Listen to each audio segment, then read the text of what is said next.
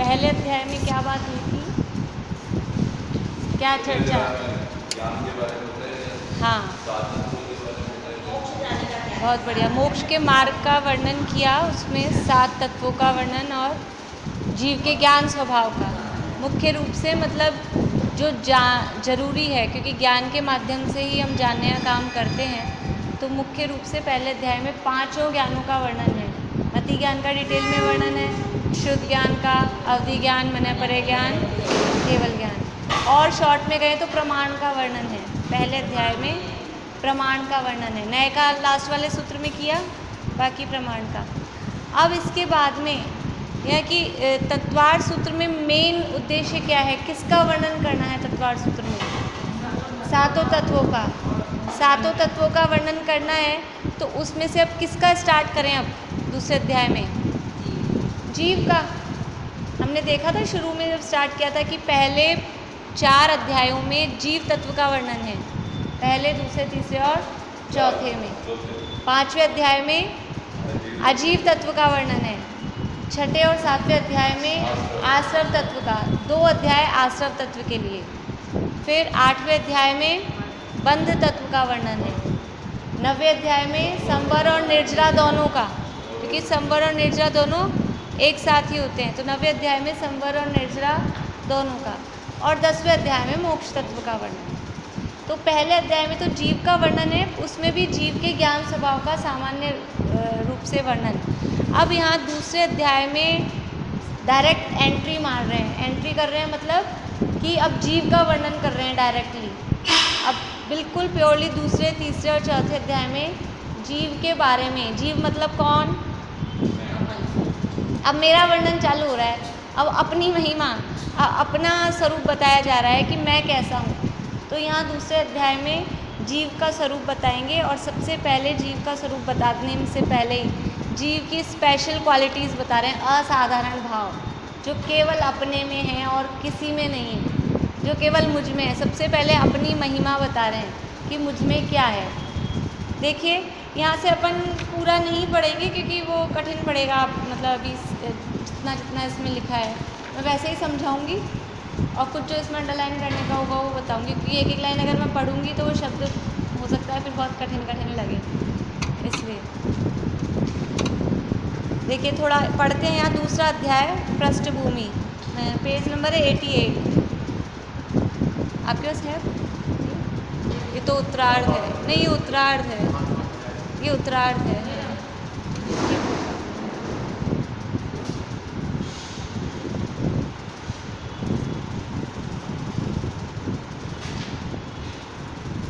Page number 88, दूसरा अध्याय पृष्ठभूमि। विगत अध्याय में सम्यक दर्शन को परिभाषित करते हुए जीवादि सप्त तत्वार्थों के श्रद्धान को सम्यक दर्शन कहा गया है। अतः अब तत्वार्थों का विवेचन प्रसंग प्राप्त है। वहाँ बताया था सबसे पहले, क्योंकि हमारा मुख्य उद्देश्य क्या है, सुखी होना, और सुख कहाँ पर होगा, मोक्ष में। और मोक्ष को प्राप्त करने का मार्ग क्या है, मोक्ष का मार्ग क्या है, सम्यक दर्शन, ज्ञान और चारित्र। तो उसमें जो सबसे पहला है सम्यक दर्शन, उस सम्यक दर्शन की प्राप्ति का उपाय क्या है, सम्यक दर्शन कैसे होता है, तत्वार्थ श्रद्धानम। तो उसके लिए ये मतलब हम 7 तत्वों को पढ़ रहे हैं, समझ रहे हैं, तो क्यों समझ रहे हैं? कोई कहे हमको तो मोक्ष जाना है, आप 7 तत्व क्यों समझा रहे हो? तो इसीलिए समझा रहे हैं कि मोक्ष जाने के लिए 7 तत्वों को जानना बहुत ज़रूरी है। इनको जाने बिना हम मोक्ष की प्राप्ति नहीं कर सकते, क्योंकि जब तक हमको कहाँ जाना है, हमको क्या प्राप्त करना है, उस मोक्ष का स्वरूप नहीं पता चलेगा, वो कैसा है, पूर्ण सुख की अवस्था का नाम मोक्ष है, जब तक वो पता नहीं चलेगा। और फिर उसके बाद में वो मोक्ष कैसे होता है, वो मोक्ष कैसे होता है कि वो संवर निर्जरा पूर्वक मोक्ष होता है। 10वें अध्याय का पहला सूत्र अगर हम पढ़ेंगे तो उसमें बताया कि संवर और निर्जरा पूर्वक ही मोक्ष होता है। तो संवर निर्जरा को जानना आवश्यक है। और संवर निर्जरा कैसे होते हैं, संवर निर्जरा, हाँ, शुद्धि की वृद्धि, यानी आश्रव और बंध का निरोध से संवर और निर्जरा होते हैं, इसलिए आश्रव और बंध को जानना भी आवश्यक है। हम ये बात कर रहे हैं कि इन 7 तत्वों को जानना क्यों आवश्यक है।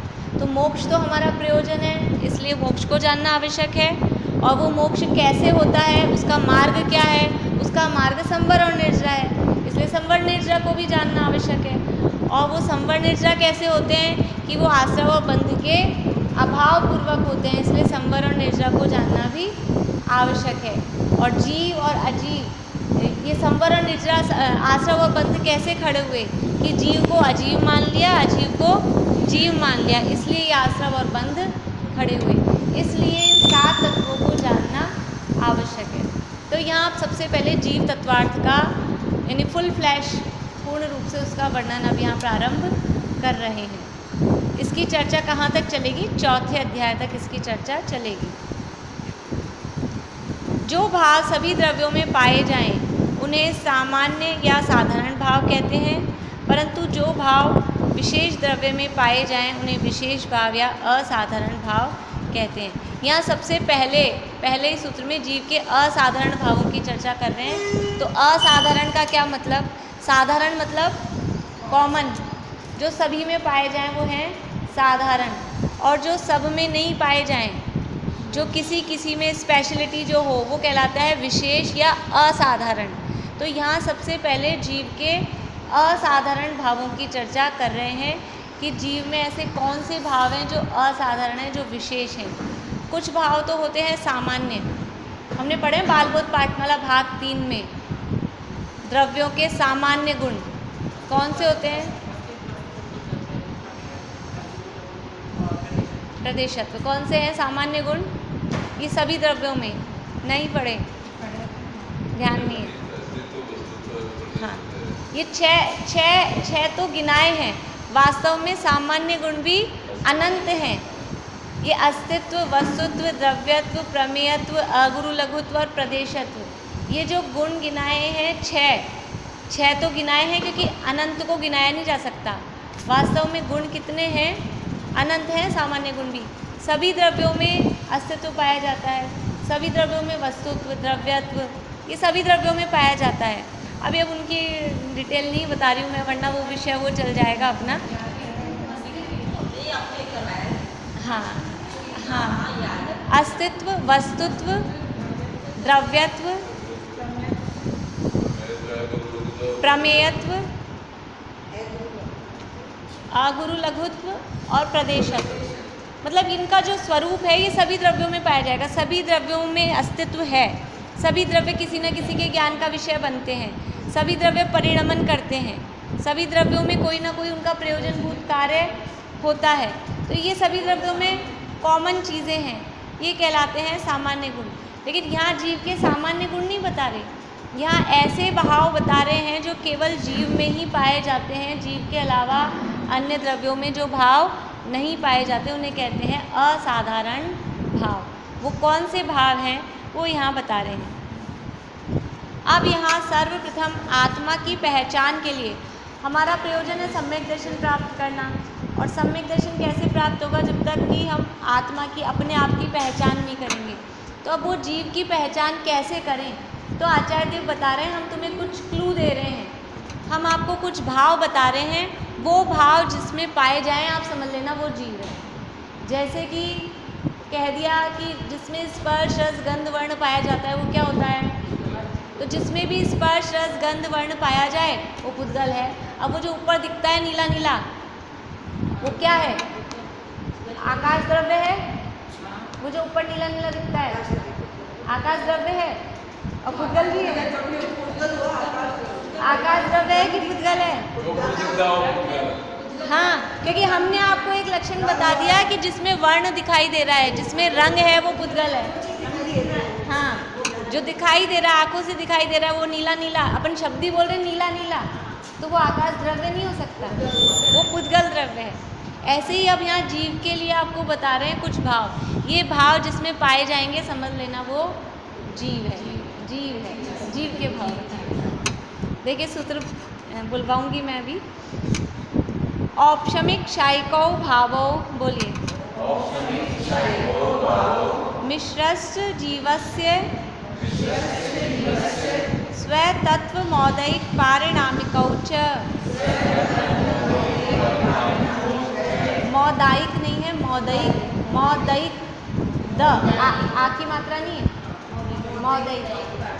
ठीक है, फिर से बुलवाती हूँ। औपशमिक शायिकौ भावौ मिश्रश्च जीवस्य स्वतत्वमौदैक पारिणामिकौ च। औपशमिक शायिकौ भावौ मिश्रश्च जीवस्य स्वतत्वमौदैक पारिणामिकौ च।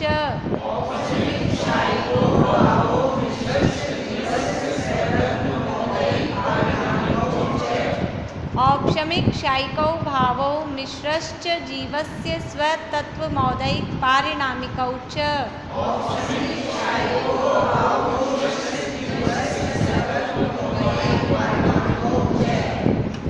अभी आप लोगों को थोड़ा कमर कस के तैयार रहना, याद करने की चीज़ें हैं और याद करना है। हम ये पढ़ने बैठे हैं, अगर आप लोगों ने डिसीजन लिया है कि हमको तत्वार्थ सूत्र पढ़ना है तो कुछ चीज़ें याद करनी पड़ेगी। अभी इसमें याद करने की चीज़ें आएगी, ये इनके सबके नाम वगैरह आएंगे। घबराना नहीं है, एक बार थोड़ा सा हम ये सोच लें कि हमें करना है, हो जाएगा तो हो जाएगा। यहाँ जीव के असाधारण भाव बताए हैं 5 प्रकार के। औपशमिक, पहला नाम क्या है? औपशमिक। दूसरा है शायिक, शायिकौ लिखा है शायिक। और भावो यानी औपशमिक भाव और शायिक भाव, दोनों में भाव लगाना है। औपशमिक शायिकौ भावो, औपशमिक भाव शायिक भाव। उसके बाद में मिश्रश्च और मिश्र। हाँ, औपशमिक और शायिक को मिक्स करेंगे तो क्या बनेगा? शायोपशमिक। हाँ, तो पहला भाव हो गया औपशमिक, दूसरा शायिक, तीसरा शायोपशमिक। इसके बाद में है जीवस्य स्वतत्वम। जीवस्य यानी जीव के, स्वतत्वम मतलब खुद के भाव, जीव के अपने भाव। स्वतत्वम मौदैक है ना, मौदैक का मैं हो जाएगा तत्वम, तत्वम में, और उसमें से निकलेगा औदैक।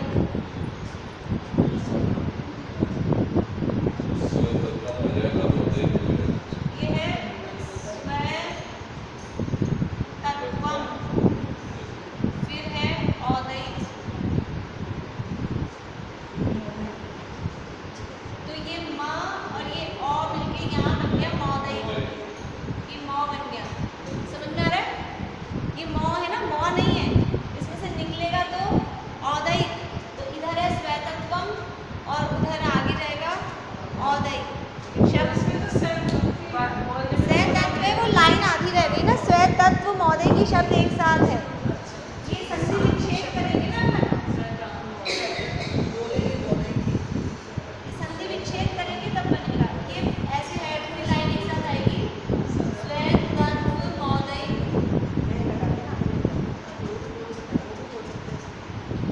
ये ऐसा है शब्द, वो तो वहाँ लाइन स्वतत्व मौदैक ही बोलेंगे, बोलने में एक ही बोलेंगे, तत्वम नहीं बोल सकते, लेकिन सूत्र की स्टाइल ये होती है कि संधि सहित ही बोले। अगर हमसे हो रहा है उच्चारण तो संधि सहित ही बोलना चाहिए, नहीं तो संधि विच्छेद करके भी बोल सकते हैं अगर नहीं, पर इतना कठिन नहीं है अभी ये।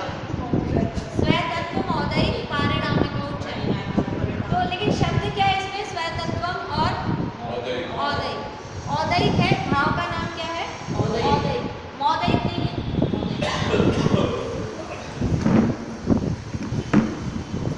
तो ये जीव के स्वतत्व हैं। तो पहला भाव हुआ औपशमिक, दूसरा शायिक, तीसरा शायोपशमिक, चौथा हुआ औदैक। औदायिक नहीं है, औदैक। और चौथा है, पांचवा है पारिणामिक। ये नाम है, अभी स्वरूप अपन पढ़ेंगे। ये 5 नाम है: औपशमिक, शायिक, शायोपशमिक, औदैक, और इनका यही क्रम है। यद्यपि हम आगे पीछे बोलेंगे तो फर्क कुछ नहीं पड़ता, लेकिन ये क्रम देने का कारण है। वो कारण की चर्चा हम आगे करेंगे कि आचार्य देव ने इनको इसी क्रम में क्यों लिखा। सबसे पहले क्या लिखते, ये लिखते, वो लिखते, अपन सोच सकते हैं, लेकिन इसका क्रम है और क्रम का कारण है। यहाँ तत्वार्थ सूत्र में जो क्रम दिया है, यदि हम वही क्रम याद रखेंगे तो हमको पढ़ने में आसानी होगी, क्योंकि आचार्य देव अभी तो यहाँ क्रम दे दिया, फिर आगे वो कह देंगे पहला दूसरा, जैसे आद्य परोक्षम कहा था शुरू के 2। अब अगर आप क्रम से याद नहीं करोगे शुरू के दो कौन से हैं, तो उल्टे सुल्टे कोई से भी लगा दूँगी, कोई से भी दो परोक्ष हैं, कोई से भी दो प्रत्यक्ष हैं। इसलिए क्रम अपने को यही याद अभी हम पहली बार याद कर रहे हैं तो यही याद कर लेंगे तो अच्छी बात है। तो क्रम से याद करेंगे। पहला क्या है? औपशमिक, शायिक, शायोपशमिक, औदैहिक और पारिणामिक। फिर से सूत्र बुलवाते हैं। औपशमिक शायिकौ भावौ मिश्रश्च जीवस्य स्वतत्वमौदैहिक पारिणामिकौ च।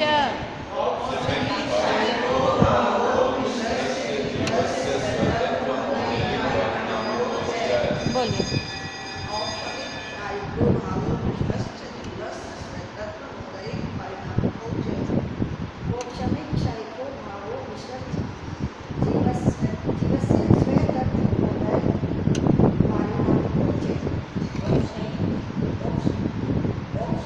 औपशमिक, औपशमिक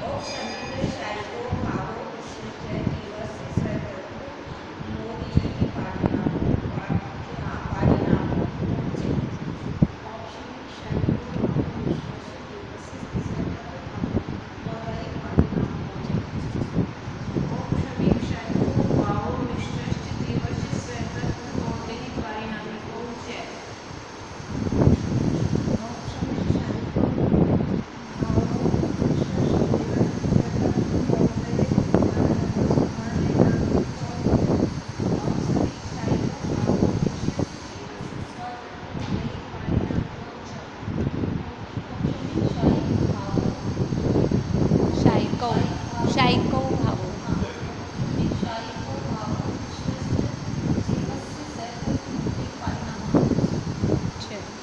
औपशमिक शायिकौ भावो मिश्रस्य जीवस्य स्वतत्वमौदैहिक पारिणामिकौ च।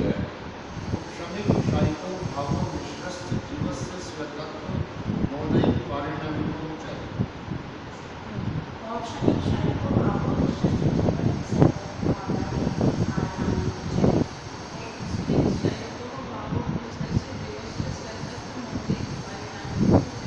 कुछ लोगों के प्रोनाउंसिएशन में मौदाइक आ रहा है, मौदाइक नहीं, मौदैहिक आती मात्रा नहीं है। बोलते बोलते सही कर लें अपना। देखिए, औपशमिक, शायिक और नाम तो यहाँ दिया है मिश्र, लेकिन मिश्र का मतलब क्या है? दोनों का। औपशमिक और शायिक का मिश्र शायोपशमिक। औदैहिक और पारिणामिक, ये 5 भाव जीव के स्वतत्व हैं। ये पांचों भाव जीव के भाव हैं, यानी जीव के असाधारण भाव हैं, जीव में ही पाए जाते हैं, जीव के अलावा और किसी में भी ये भाव नहीं पाए जाते। अब वही प्रश्न है कि औपशमिक किसे कहते हैं? एक प्रश्न ये है कि औपशमिक भाव तो शायोपशमिक के साथ ही पाया जाता है, अकेला कहाँ पाया जाता है? अकेला होता है। खाली औपशमिक करता रहता है। वो बहुत कम टाइम के लिए होता है, लेकिन औपशमिक भाव भी पाया जाता है। धर्म का प्रारंभ, धर्म की शुरुआत, सम्यक दर्शन की शुरुआत औपशमिक भाव से ही होती है। अभी औपशमिक भाव हमारे नहीं है। जब भी कभी धर्म की शुरुआत होगी, सबसे पहले सम्यक दर्शन प्रकट होगा, उस समय औपशमिक भाव होगा। औपशमिक भाव के बिना मोक्ष मार्ग का प्रारंभ नहीं हो सकता। वो टाइम कम है, उसका अंतर्मूर्ति काल है, लेकिन वो जो ज्ञान का पुण्य स्नान से वापस आता है, वो वाला औपशम वाला है। हाँ, वो भी औपशमिक भाव है और चौथे में भी होता है सम्यक दर्शन के लिए। 2 हैं, अभी यहाँ भेद पढ़ेंगे ना, हमको स्वरूप समझ में। औपशमिक तो उपशम से। देखिए, ये यहाँ पे भाव बताए हैं 4 तरह के, यानी कर्मों से इनको संबंधित किया है। मतलब कुछ क्रिया कर्मों में होती है, तो कर्मों में जब कुछ हो रहा होता है, उस समय जीव के कैसे भाव होते हैं, उनके आधार पर यहाँ जीवों के भावों के नाम रखे गए हैं। कर्मों के आधार पर, कर्मों में जो प्रक्रिया हो रही है, उस आधार पर जो जीव के भाव हो रहे हैं, उस आधार पर यहाँ जीव के भावों के नाम रखे गए हैं। 4 भाव, औपशमिक, शायिक, शायोपशमिक और औदैहिक। ये जो 4 भाव हैं, ये कर्मों की अपेक्षा से जीव के भावों के नाम रखे गए हैं। कैसे कि अगर कर्मों में हो रहा है उपशम, जिस समय कर्मों में उपशम हुआ, उस समय जीव के भाव कैसे होते हैं, तो वो जीव के भाव कहलाते हैं औपशमिक। उपशम किसे कहते हैं? उपशम का मतलब है दबना, दबाना, बेहोश होना। उपशम का मतलब है दबना। तो देखिए समझ लीजिए एक गिलास पानी है अपने पास और वो पानी बहुत गंदा है। अभी जैसे आजकल पानी आता है ना, आजकल तो अब सिस्टम बदल गए, आरओ, पहले एक्वागार्ड आए थे, फिर आरओ आ गए और नए नए सिस्टम आ गए पानी को प्यूरीफाई करने के। पहले के ज़माने में पानी को प्यूरीफाई करने के लिए क्या होता था, फिटकरी डालते थे।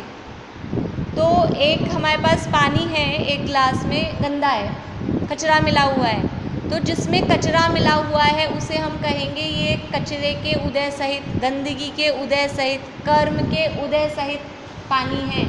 तो ये जो कर्म के उदय सहित है, कचरे के उदय सहित, जिसमें कचरा प्रकट हो रहा है, दिखाई दे रहा है, गंदगी दिखाई दे रही है, वो कहलाएगा औदैहिक।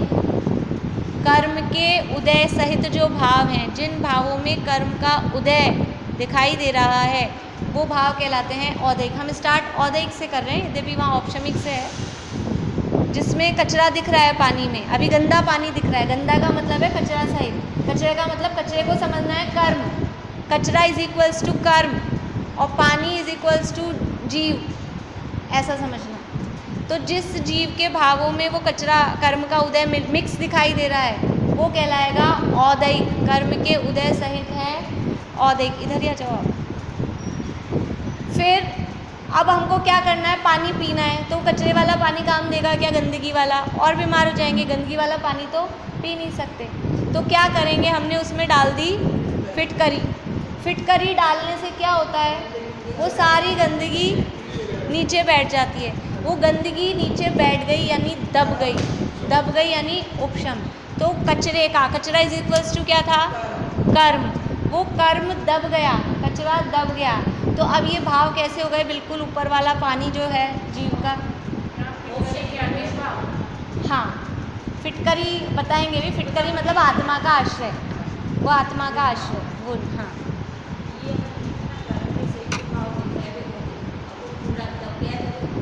हाँ, अब वो जो कर्म दब गए ना नीचे, वो कर्म दब गए, वो कर्म दब गए, उस समय जीव के भाव हो गए औपशमिक भाव। कर्म का दबना कहलाएगा उपशम और जीव के भाव कहलाएंगे औपशमिक। कर्म का कहलाएगा उदय और जीव के भाव कहलाएंगे औदैहिक। कर्म में होगा उदय, जीव के भाव उदय नहीं, जीव के भाव औदैहिक। कर्म में होगा उपशम और जीव के भाव होंगे औपशमिक। ठीक है, तो जब वो कचरा नीचे दब जाता है, मैल, तो ऊपर का पानी एकदम क्लियर, एकदम साफ है, लेकिन मैल है नीचे अभी। वो मैल नीचे है तो क्या होता है कि अभी दबा है, अब यहाँ ग्लास रखा है, अब जरा सा यूँ ऐसे हिल गई तो वो क्या होता है, वो फिर से पूरा पहले की जैसा तो नहीं मिलता, लेकिन कुछ मिक्स हो जाता है, थोड़ा सा कचरा ऊपर आ जाता है। तो अब क्या स्थिति हो गई कि कुछ कचरा दबा हुआ है, कुछ कचरा ऊपर है, कुछ पानी थोड़ा साफ भी दिख रहा है, ऐसे मिश्र वाली अवस्था हो गई। उदय भी है, उपशम भी है, तो इसको कहेंगे क्षयोपशम। कर्म में हुआ क्षयोपशम और जीव में हुआ क्षयोपशमिक भाव। कर्म में होगा क्षयोपशम और जीव के होंगे क्षयोपशमिक भाव। ठीक है, अब क्या हुआ, अपन को तो पानी पीना था, तो गड़बड़ है मामला। तो जब वो कचरा दबा ना, तो वो दबते ही अपन क्या करते हैं, फिर जो समझदार लोग होते हैं, जैसे ही फिटकरी डाली और वो कचरा नीचे बैठ गया, तो उस पानी को नितार लेते हैं, छान लेते हैं, साफ़ वाले पानी को। तो साफ़ पानी को अलग कर लिया, कचरा अलग हो गया। तो कर्म का कचरा अलग, कर्म का हो गया क्षय, कचरे का हो गया नाश, क्षय। तो जीव के भाव कैसे हो गए, क्षयिक। जब कर्म पूरी तरह से नष्ट हो जाए, क्षय उनका हो जाए, तो जीव के भाव क्या कहलाएंगे, क्षयिक। ठीक है, तो इस तरह से कर्म की अपेक्षा से, कर्म का उदय तो जीव के भाव औदैहिक, कर्म का उदय तो जीव के भाव औदैहिक, कर्म का उपशम तो जीव के भाव औपशमिक, औपशमिक, कर्म का क्षयोपशम तो जीव के भाव क्षयोपशमिक। ये याद करने पड़ेंगे चार्ट, लिखवा दूंगी मैं लिख के ले आऊँगी, वही अभी यहाँ बोलने में क्या है, बार बार में सेंटेंस बदलेंगे। मैं लिख के ले आऊँगी सुबह, फिर मैं लिखवा दूँगी। अभी आपको जो समझ में आ रहा है आप अपने हिसाब से लिख लो, कुछ आपको क्षयोपशमिक, क्षयोपशमिक, इसमें एक एक लग रहा है, औदैहिक, क्षयिक, एक प्रत्यय लग रहा है उसमें। इधर कर्म का हुआ क्षय, तो जीव के भाव हो गए क्षयिक। ये 4 समझ में आ गए। इन 4 में एक में कर्म का उदय है, एक में कर्म का उपशम है, एक में कर्म का क्षयोपशम है, एक में कर्म का क्षय है। यानी कर्म की तरफ से जीव को हम देख रहे हैं, कर्म की तरफ से जीव को देख रहे हैं। देखिए इसके लिए एक और उदाहरण सूर्य प्रकाश जी भाई साहब देते हैं कि एक स्टेज है, नाटक हो रहा है, वहाँ पे एक लड़का आया स्टेज पे और वाइट कुर्ता पजामा पहन के, वाइट कुर्ता पजामा पहन के आया, लेकिन वहाँ नीचे लाइट्स लगाते हैं ना सामने, एक पीली लाइट है, एक काली लाइट है, एक लाल लाइट है, एक नीली लाइट है, ऐसे 4 तरह की लाइट लगी हुई है। तो जब वो लाल लाइट के आगे आता है सफ़ेद कुर्ता पजामा वाला, तो वो कैसा दिखता है?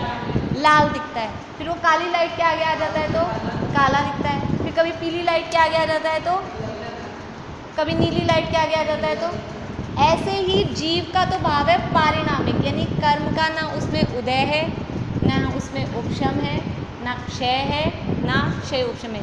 जीव का स्वभाव तो कैसा है? जीव के स्वभाव में पानी में कचरा वास्तव में देखा जाए तो कचरा हमेशा अलग ही है। अगर अलग नहीं हो तो वो अलग होए कैसे?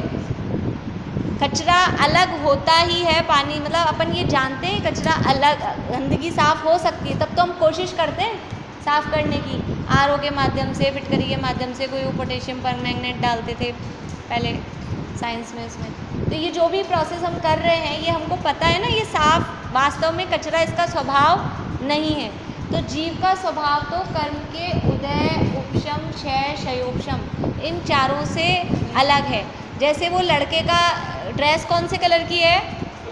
वाइट है, उसकी ड्रेस में लाल पीला नीला काला कुछ भी नहीं है, वो ड्रेस तो उसकी वाइट ही है, लेकिन वो जब लाइट पड़ती है ना अलग अलग कलर की, उससे वो अलग अलग कलर का दिखता है।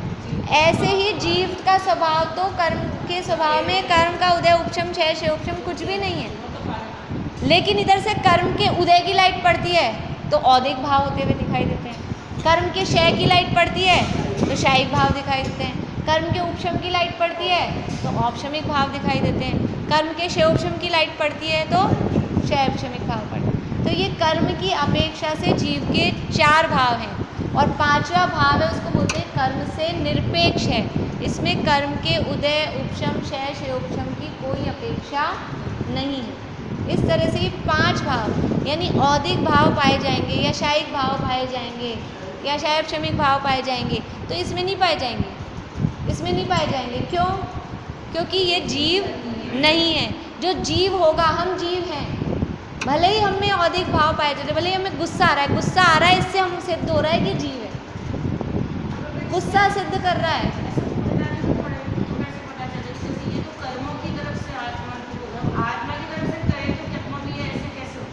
ये परिभाषा यहाँ जो दी है ना वो आत्मा की तरफ से दी हुई है इसमें, लेकिन वो कठिन पड़ती है समझने में वो, क्योंकि हमें अभ्यास नहीं ना उसका। देखो इसमें परिभाषा वही दी हुई है, कर्म के उदय के लिए जो भाव होते हैं, कर्म के उपशम के लिए जो भाव होते हैं, और आपके अभी उसमें आएंगी वो परिभाषा और थोड़ी। अभी कौन सा भाग चल रहा है आपके? नहीं, पूजा अभी वाली क्लास में कौन सा भाग चल रहा है? गीता ज्ञान एक ही चल रहा है ना अभी, वो आपके तत्व ज्ञान एक में आएगा, ये पार्ट, यही पार्ट आएगा और यही डेफिनेशंस आएंगी, तब तक आप भूल जाएंगे सारा। अभी तो अपन यहाँ पढ़ते हैं, अभी टाइम लगेगा, अभी तो 2 भाग और है उससे पहले, तो अभी तो टाइम लगेगा उसमें अभी।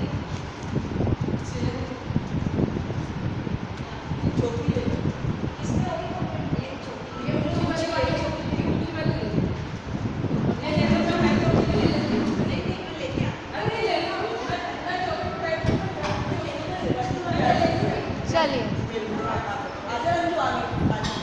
तो कर्म के उदय के समय जीव के जो भाव होते हैं, कर्म के उदय के समय जीव के जो भाव होते हैं उसे क्या कहते हैं? औदयिक।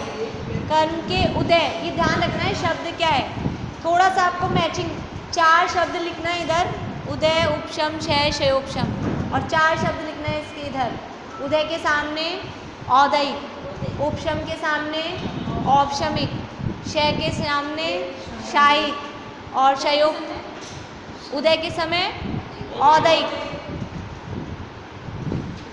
उपशम के समय औपशमिक, क्षयोपशम के समय शायोपशमिक और शय के समय शायिक।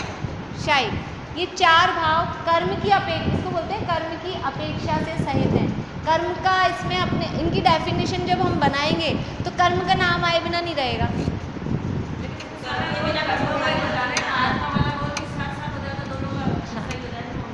आत्मा वाला रोल अभी अभी कर्मों से समझो, अभी आप कर्मों से समझो। देखो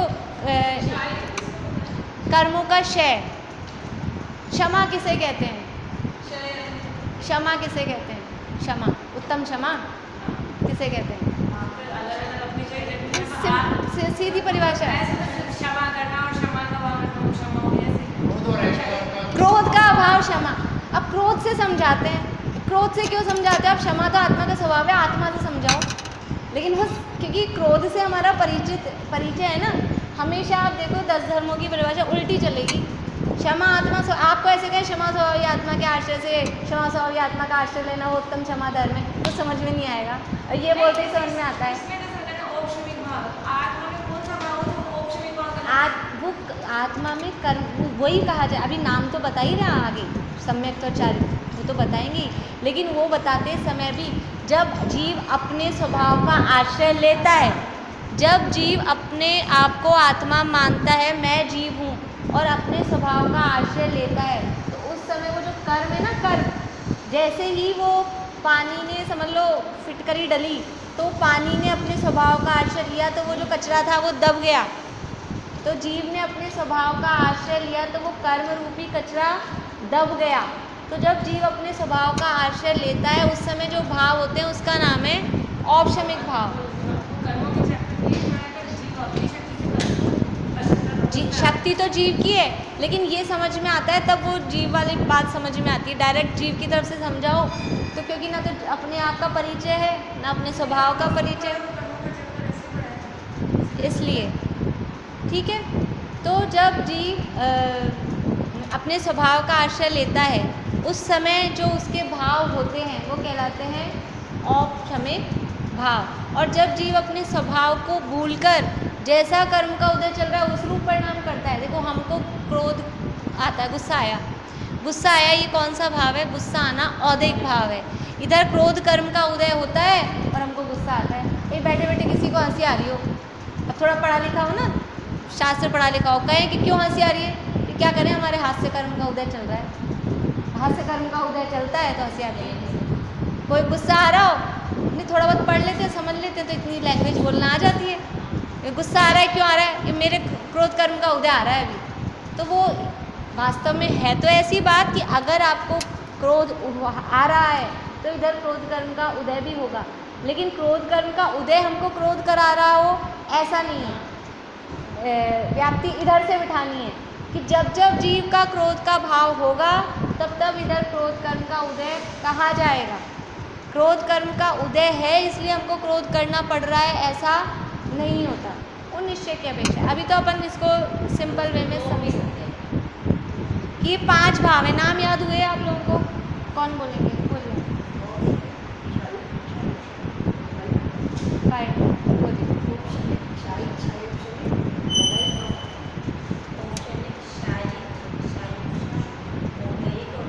हाँ, जीव के भाव बोलने तो शायोपशम नहीं, शायोपशमिक, हाँ,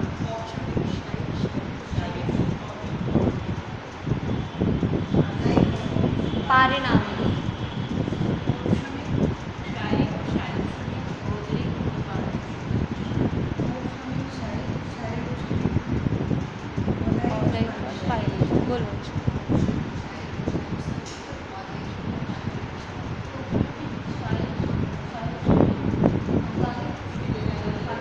औदारिक नहीं, औदारिक शरीर का नाम है, औदैहिक, औदैहिक बोले भी ना हुआ। 5 भाव के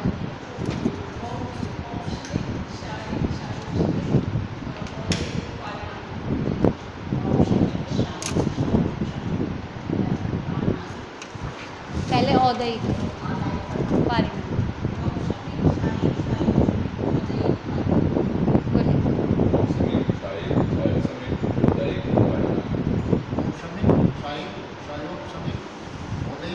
और पारिणाम। ये जीव के 5 असाधारण भाव हैं। ठीक है, इतना अभी हमने देखा। अभी इनके नीचे भेद बताने वाले हैं। कर्म के उदय के समय जीव के जो भाव होते हैं उन्हें क्या कहते हैं? औदैहिक। या औपशमिक से चलाएं तो कर्म के उपशम के समय जो भाव होते हैं वो औपशमिक। कर्म के क्षय के समय जो भाव होते हैं वो शायिक। क्षय के समय जो भाव होते हैं वो शायिक। कर्म के क्षयोपशम के समय जो भाव होते हैं वो क्षयोपशमिक। कर्म के उदय के समय जो भाव होते हैं वो औदैहिक। और जिसमें ना कर्म का उदय है, ना उपशम है, ना क्षय है, ना क्षयोपशम है, वो भाव क्या कहलाते हैं? पारिणामिक। ठीक है, पारिणामिक को थोड़ा समझें हम। जैसे कि आप मनुष्य हो, हम मनुष्य हैं, तो क्यों हैं मनुष्य? क्यों हैं? क्योंकि पारिणामिक भाव साथ होता है। मनुष्य इसलिए है कि पारिणामिक भाव है। जीव है। मनुष्य पूछ रही हूँ, मनुष्य क्यों है? कर्म से बताना है। क्योंकि हमारे मनुष्य आयु का उदय, हम मनुष्य गति में है इसलिए मनुष्य हैं। मनुष्य गति नाम कर्म का उदय है, मनुष्य आयु का उदय है इसलिए मनुष्य हैं।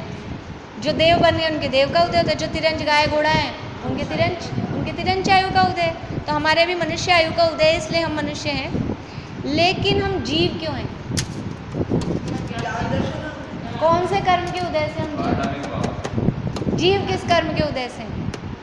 कोई चलो, कोई गोरा है, कोई काला है, कोई मोटा है, इसमें नाम कर्म का उदय।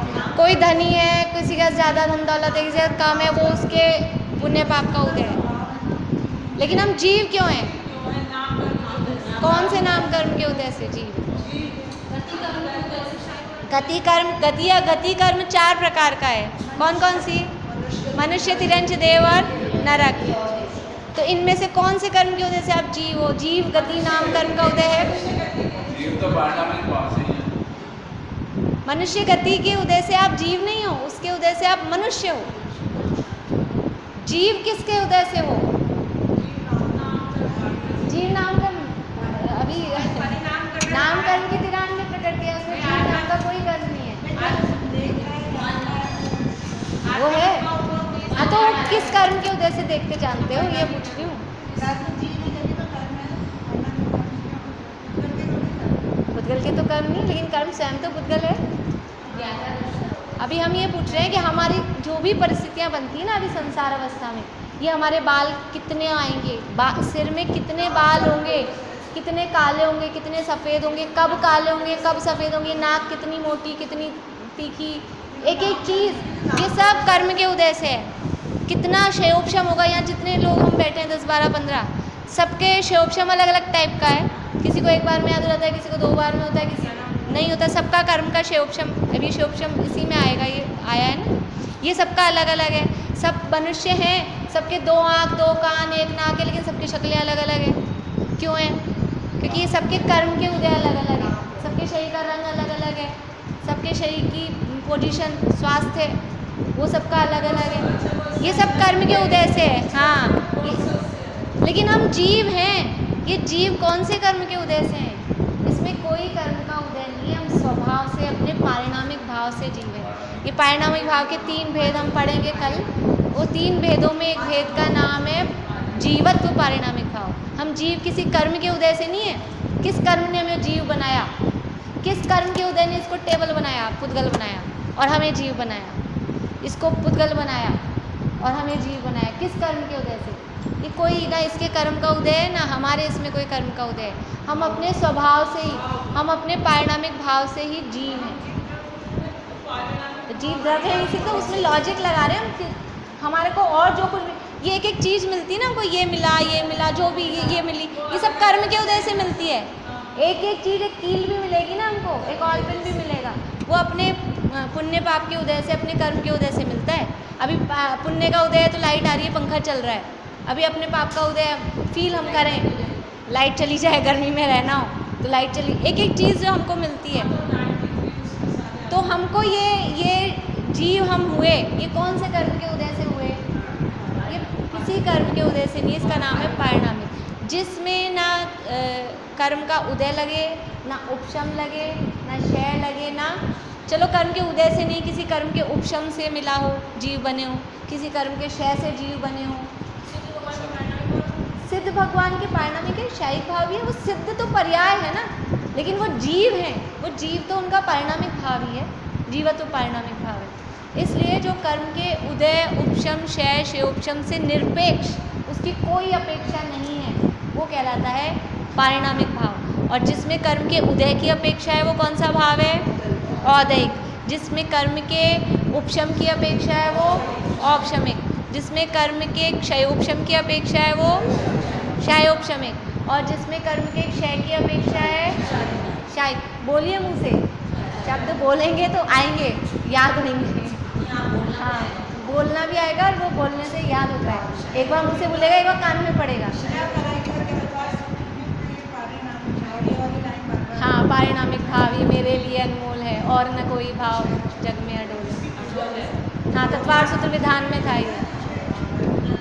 मतलब जीवन तो कर्म नहीं, भाव है। हाँ, जीवत्व जो भाव है वो किसी कर्म के उदय से नहीं, कर्म के उदय से नहीं। उसमें कोई किसी मतलब अपन सोचें, विचार दिन भर विचार करना वास्तव में मैं किस कर्म के उदय से, उपशम से, ये भी कर्म के उदय से नहीं है। ये भी इसीलिए पारिणामिक भाव, इसीलिए पारिणामिक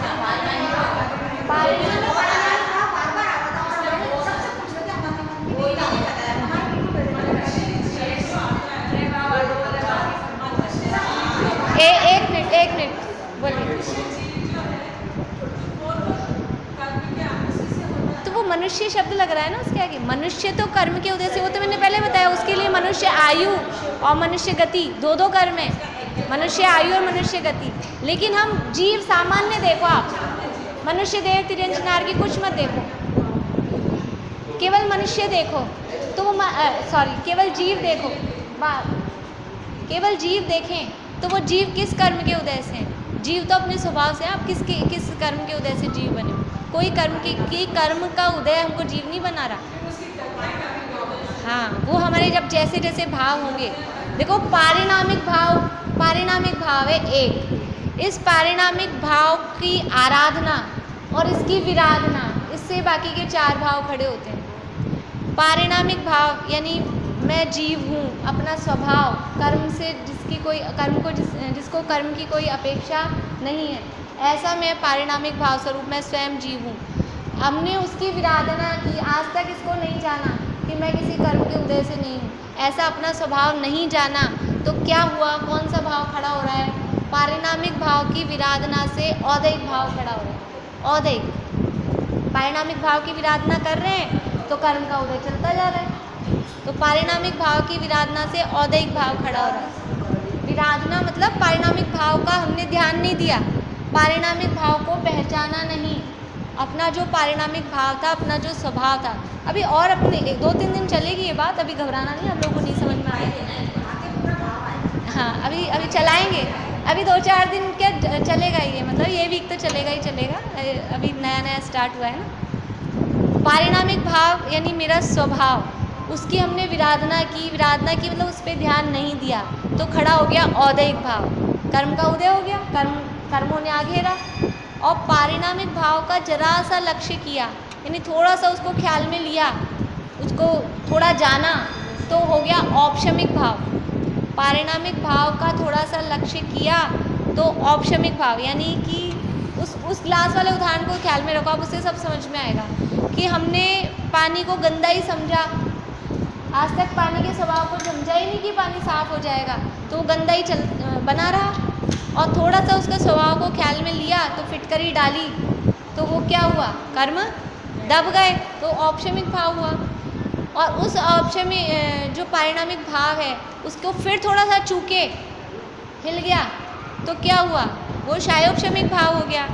और फिर ख्याल में आया कि नहीं, वापस से उसको दबाया और वो पानी को छान लिया, साफ निकाल लिया, तो पारिणामिक भाव का पूर्ण रूप से लक्ष्य आश्रय ले लिया। औदैहिक और क्षयोपशमिक, ये सब आगे अपन पढ़ेंगे।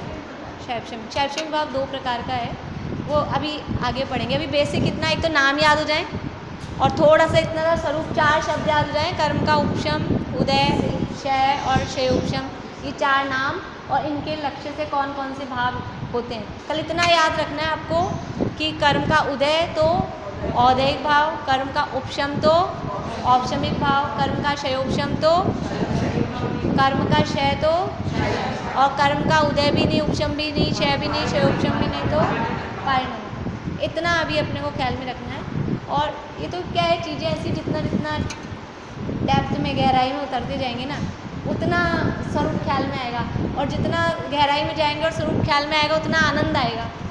ये अभी आपको दूसरा, जैसे पहला अध्याय भी पूरा पढ़ा, जितना भी भाव भाषण आपको नहीं हुआ मुझे मालूम है, और जब आप आगे बढ़ते जाओगे ना, अपना ये पूरा होएगा, तब तक आपको पहला अपने आप समझ में आ जाएगा, बिना दोबारा पढ़ाए भी वो अपने आप समझ में आएगा। वो आप धीरे धीरे कैपेसिटी और इस समझ में अब आ गया ना, वो पूजा की लाइन याद आ गई ना, अपने आप समझ में आएगा। ज्ञान अंदर से अपने आप ही आता है, क्योंकि ज्ञान आत्मा का स्वभाव है। लेकिन बस थोड़ा गहराई में उतरने की बात है, तो हम जैसे जैसे गहरा पढ़ेंगे, इसलिए अभी मैं वो इतना डिटेल में ये वाला भी जो इसमें कठिन कठिन चीज़ें हैं, वो अपने आप ही आपको समझ में आ जाएगी बात। अभी ये वीक अपन यही टाइम रखेंगे, दिक्कत